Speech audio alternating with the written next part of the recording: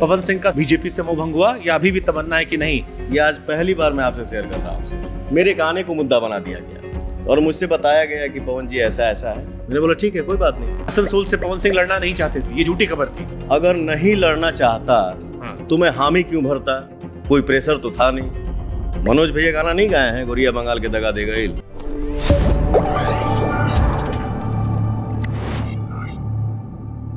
चलिए तो सियासत से शुरुआत करते हैं। आपकी जिंदगी को मैंने 3 हिस्सों में इस पॉडकास्ट में रखा है। हाँ। पहला हिस्सा मैंने सियासत का रखा है। बहुत सारे लोगों ने मुझसे पूछा पवन सिंह का सियासत से मोह भंग हुआ, बीजेपी से मोह भंग हुआ या अभी भी तमन्ना है कि नहीं?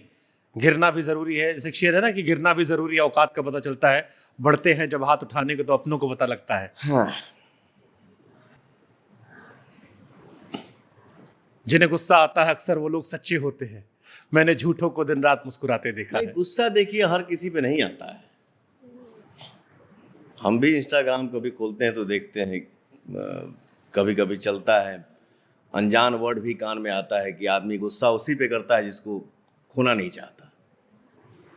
हर किसी पे हम गुस्सा क्यों होंगे भाई?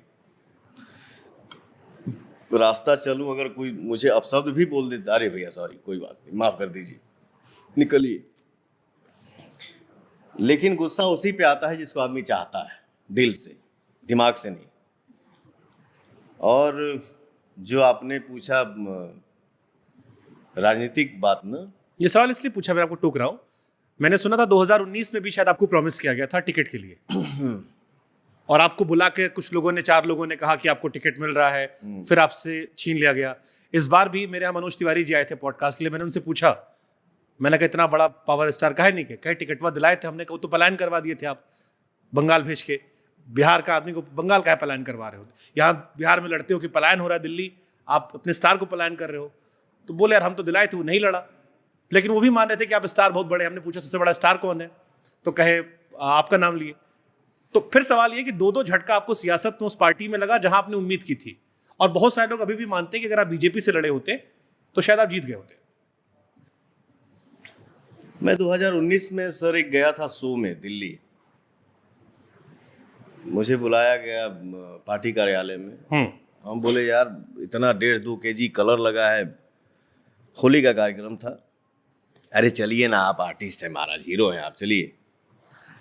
तो हम गए तो रूम में 4 जन बैठे थे और उनका आदेश हुआ कि पवन जी आपको हावड़ा से चुनाव लड़ना है।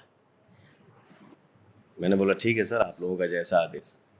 मुझे भी एक मन में खुशी हुई। 19 की बात है, क्योंकि वहीं में हमारे पापा नौकरी करते थे और एक बड़ा अच्छा वहाँ पे पब्लिकली एक हवा उछला कि उसके पिता यहाँ नौकरी करते थे, वो लड़का यहीं जन्म लिया, आज यहीं से लोकसभा का चुनाव लड़ेगा। तो हम तो सर मन में बहुत ज़्यादा खुराफात चलता नहीं है, बहुत तामझाम नहीं सोचता हूँ, मैं सीधा सीधी चलना चाहता हूँ। हम आगे अपने एक मित्र के यहाँ, मैं वहीं रह गया 4-5 दिन, वेट किया कि टीवी पे जब मेरा नाम अनाउंस होगा, नाम भी टीवी पे चलने लगा। लेकिन मैं 2 नाम चल रहा था। मैं सोचा कि जब सिंगल नाम अनाउंस हो जाएगा तो मैं गांव जाऊंगा, अपने माताजी का पैर छूऊंगा, फिर मैं कलकत्ता के लिए रवाना होऊंगा। लेकिन पता नहीं क्या हुआ सर, 4-5 घंटे के अंदर देखा कि दूसरा नाम चलने लगा। तो मैं बहुत ज़्यादा सीरियस नहीं था, चलो यार हटा, कोई बात नहीं। लेकिन उसके बाद हम कुछ सोचे चाहे ना सोचे, बट परिवार जरूर सोचता है मेरे बच्चे के साथ क्या हुआ, समाज जरूर सोचता है, भोजपुरी दुनिया जरूर सोचता है कि आखिर पवन सिंह के साथ ऐसा क्यों हुआ, काहे हुआ। सर 2024 में मैंने अपने माँ से वादा किया कि मैं अम्मा हम चुनाव लड़ब, ते चिंता मत कर, चाहे जैसे लड़ी, जहाँ से लड़ी। दिल्ली में सर हमने बहुत सारा इंटरव्यू भी दिया कि सर मैं चुनाव तो लड़ूंगा, बट पार्टी कौन सी होगी ये तय नहीं है, स्थान कौन सा होगा ये तय नहीं है। फिर हमको फोन आया पटना से, पवन जी हम लोग चाहते हैं कि आपको शत्रुघ्न सिन्हा जी के खिलाफ चुनाव लड़ना है आसनसोल से।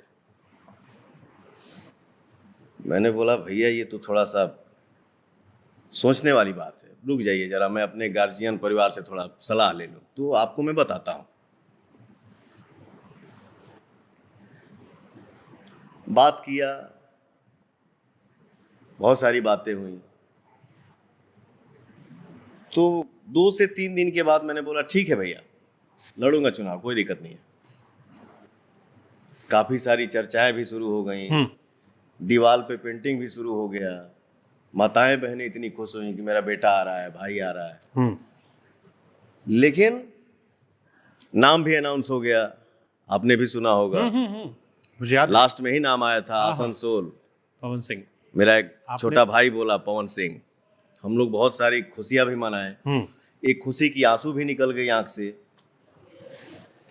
बट सर 24 घंटा के अंदर ही ऐसा माहौल बनाया गया, ये कौन सा मुद्दा है मैं आज तक नहीं समझ पाया। समझने को तो समझता हूं, क्या है, कहां से है, कैसे है, सब समझता हूं। कौन है ये भी समझता हूं,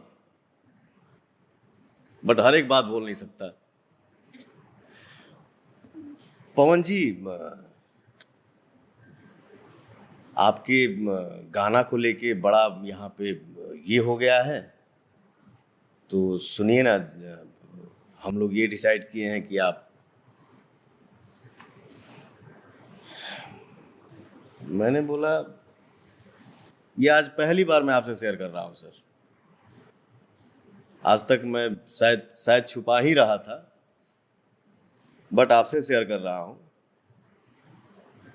तो मैं कोई भी चीज ना सर खींच के नहीं पाना चाहता। आप ये कह रहे हैं कि आपको आसनसोल से हटने के लिए कह दिया गया था?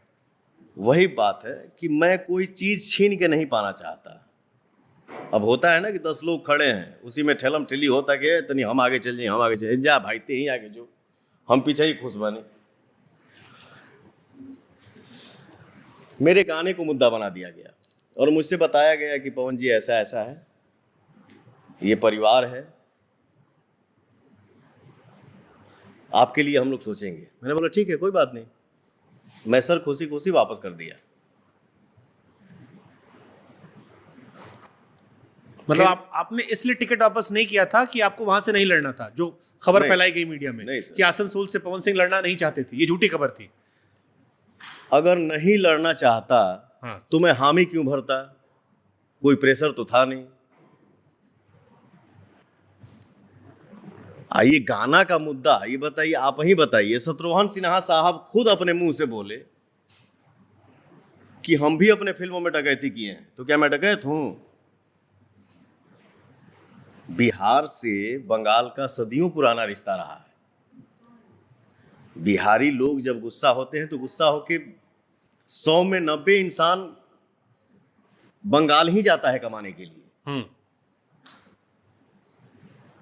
तो जन जा कमाए कलकतिया राजा, मार ली सवतिया मतिया राजा, ये मैंने गाना गाया, ये कवि का भाव है जो एक कलाकार गाया है, कंपनी रिलीज किया, इसका चुनाव से क्या लेना देना है? लेकिन बेबी बियर मनोज जी का, रिमोट से लहंगा किशन जी का, निरहुआ जी का, ये सब तो चुनाव लड़ रहे थे, ये भी सब तो भोजपुरी से आते हैं, तो पवन सिंह के गाने में फिर क्या दिक्कत होगी अलग से? सर वही बात है ना, मनोज भैया गाना नहीं गाए हैं, गोरिया बंगाल के दगा दे गईल, ऊपर वाली बगल वाली, नहीं वो तो अलग बात है।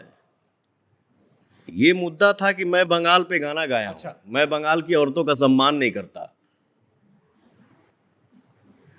मुद्दा ये हो गया था मेरे गाने को लेके। मैंने बोला ठीक है सर, बट जब मैं देखा कि वो भी गया, ये भी गया, वो भी गया, वो भी गया, मैंने बोला बचा क्या यार। इसके बावजूद भी सर मुझे ऑफर की कमी नहीं थी। पवन जी कहां से चाहते हैं, कैसे चाहते हैं? मैंने बोला नहीं सर, मैं निर्दलीय ही चुनाव लड़ूंगा। और मेरे परिवार से, मेरे दोस्तों ने शेयर किया कि भैया आपको काराकाट से चुनाव लड़ना है। मैंने बोला क्यों? आरा के बगल में ही है सर कारागार, सटा हुआ ही बोल सकते हैं। बोले सब कि भैया यही एक आपके गांव के इर्द गिर्द में यही एक क्षेत्र ऐसा है जहां पे सब लोग अपना काम साधने के लिए आते हैं, कामयाबी पाने के बाद यहाँ फिर कोई मुड़ के देखता नहीं है, यहाँ कोई विकास का काम नहीं हुआ है। मैंने बोला ठीक, डन, मैं यहीं से लड़ूंगा। आज हमारी जनता के आशीर्वाद से जब काराकाट से चुनाव पवन सिंह निर्दलीय लड़ रहा था तो चर्चाएं कितनी थी, हवा कैसा था, ना ये आपसे छुपा है, ना हमारी जनता से छुपा है, ना हमसे